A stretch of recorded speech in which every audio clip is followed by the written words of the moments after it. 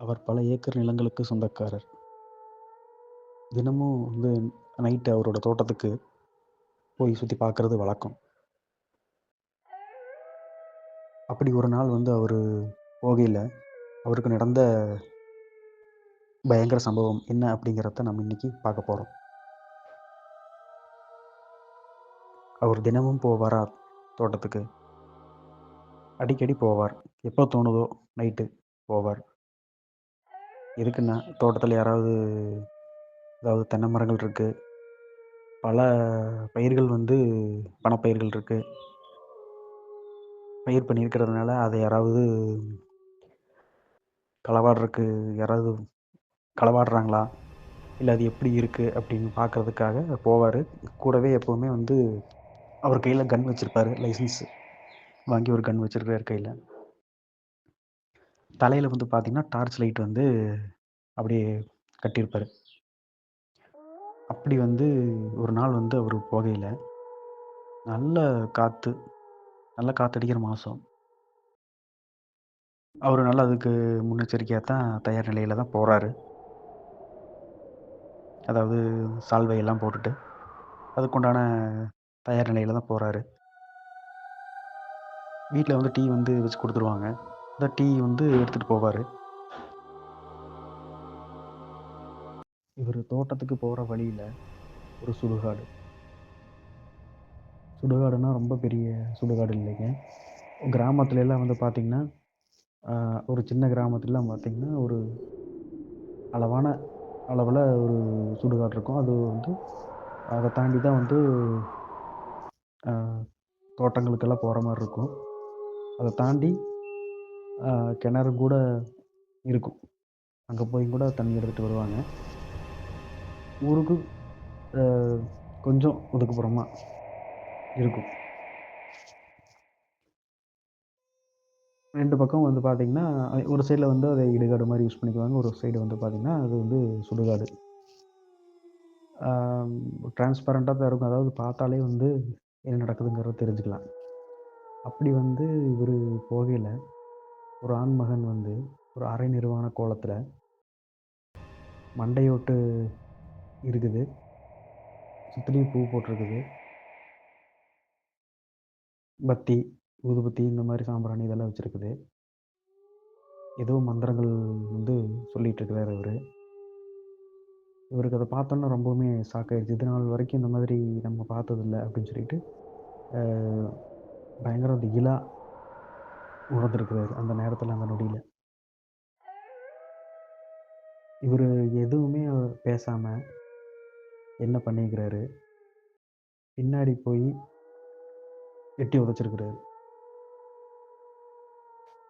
எட்டி உதைச்சோன்னே அவர் அப்படியே குட்டிக்காரன போட்டு, ஒரு குட்டிக்காரன அப்படியே போட்டு எந்திரிச்சு நிக்கிறக்கு ட்ரை பண்றப்போ, இவர பார்த்துருக்கிறாரு.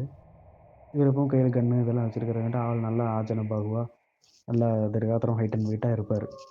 அதனால இவர பார்த்தோன்னே எந்திரிச்சு ஓடிட்டாரு, அந்த ஆள். அதுக்கப்புறம் தான் அவரோட வாழ்க்கையில அமானுஷ்யங்கள் நெறையா நடக்கறக்கு ஆரம்பிச்சிருக்குது. இத நடந்தது அவரு வீட்ல எதுவுமே சொல்லல.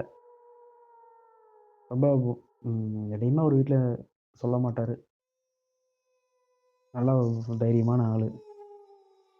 ஒரு வேள வீட்ல சொன்னா பயந்துக்குவாங்க. அதாவது இவருக்கு இன்னும் கல்யாணம் ஆகாதவர் தான். அவங்க அம்மா தான் இருக்காங்க. அவங்க அப்பா இல்ல. நல்ல ஒரு இளைஞர் தான். இது நடந்து ரொம்ப காலம் இருக்கும்.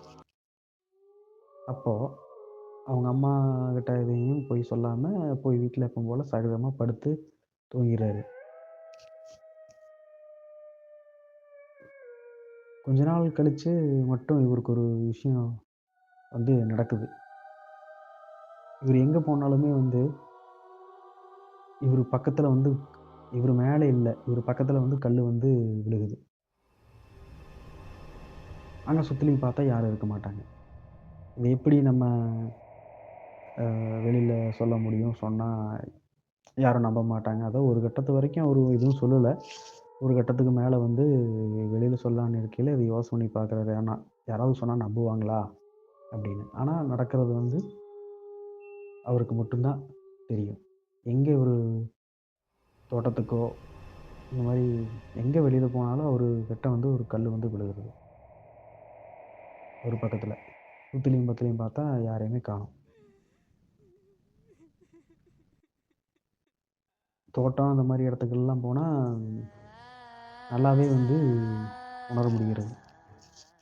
ஒரு பெரிய கல்லாவே வந்து விழுகுது. இதுக்கிடையில அவங்க அம்மா வந்து பார்த்தீங்கன்னா, மாலை நேரம் வந்து சாயந்தரம் வீட்டு வாசல்ல கிராமப்புறத்தில என்ன பண்ணுவாங்க, யாராவது வந்தா உட்காந்து பேசிட்டு இருப்பாங்க. பக்கத்து வீட்ல யாராவது வந்து பேசிட்டு இருப்பாங்க. இவங்க பாரம்பரியமாவே வசதியான குடும்பம் அப்படிங்கிறதுனால யாரோ ஒருத்தவங்க இருப்பாங்க. அன்னைக்குன்னு பார்த்து யாரும் இல்லாத ஒரு நேரம், அவங்க அம்மா மட்டும் வெத்தல பாக்கு பட்டி எடுத்துட்டு வந்து வாசல்ல உட்காந்து வெத்தல பாக்கு போட்டுருந்துருக்காங்க. அப்படி இருக்கையில, வீட்டுக்கு பக்கத்துல புளிய மரங்கள் வந்து ஒரு 2, 3 புளிய மரம் வந்து இருக்குது. அந்த புளிய மரத்துல ஒரு புளிய மரத்தோட அந்த கிளை மட்டும் நிலத்துக்கு கீழ அப்படியே சாயுது. கீழ கொஞ்சம் பெண்ட் ஆகுற மாரி தெரியுது அவங்களுக்கு. அந்த பெண்ட் ஆகுற அந்த கிளையிலிருந்து ஏதோ ஒரு உருவம், கருப்பு உருவம் வந்து அப்படியே இறங்குற மாதிரி இவங்களுக்கு தெரியுது. கொஞ்சம் பக்கம் வர வர நல்லாவே தெரியுது. இவங்களுக்கு ஒரு கருப்பு உருவம் அந்த கிளையிலிருந்து இறங்கி அந்த நிலத்துல நடந்து இறங்கி இவங்க உட்காந்துட்டுருக்குறாங்க. இவங்கள நோக்கி வந்து வருது. அவங்க அப்படியே அந்த இத தூக்கி போட்டு போயிட்டாங்க. வெத்தல பாட்டிய தூக்கி போட்டு வீட்டுக்குள்ள போயிட்டாங்க. அதுக்கப்புறம் நைட்டு போய் படுத்தவங்க தான் எந்திரிக்கவே இல்ல. நல்ல காய்ச்சல். இவரும் வந்து அம்மாவுக்கு இது மாரி உடம்பு சரியில்லாம இருக்குதேன்னு சொல்லிட்டு அவருக்கு ஒரு கவல. ஏன் என்னாச்சு திடீர்னு அப்படின்னு சொல்லிட்டு கேட்கல அவங்க அம்மாட்ட. டாக்டரு எல்லாம் கூட்டிட்டு வந்து பார்க்குறாங்க. காய்ச்சல் வந்து 10 நாள் ஆகியும் வந்து அவங்களுக்கு ரெடியாகவே இல்ல. அதாவது கொஞ்சம் உடம்பு நழுவிட்டு போச்சுன்னு வச்சுக்கோங்களேன். ஒரு பயத்தினால. அப்படியே இருந்தவங்க கொஞ்ச நாள்லயே இறந்துட்டாங்க. இவர் ரொம்பவுமே மனக்கலக்கம் அடையிறாரு. இத பார்த்து.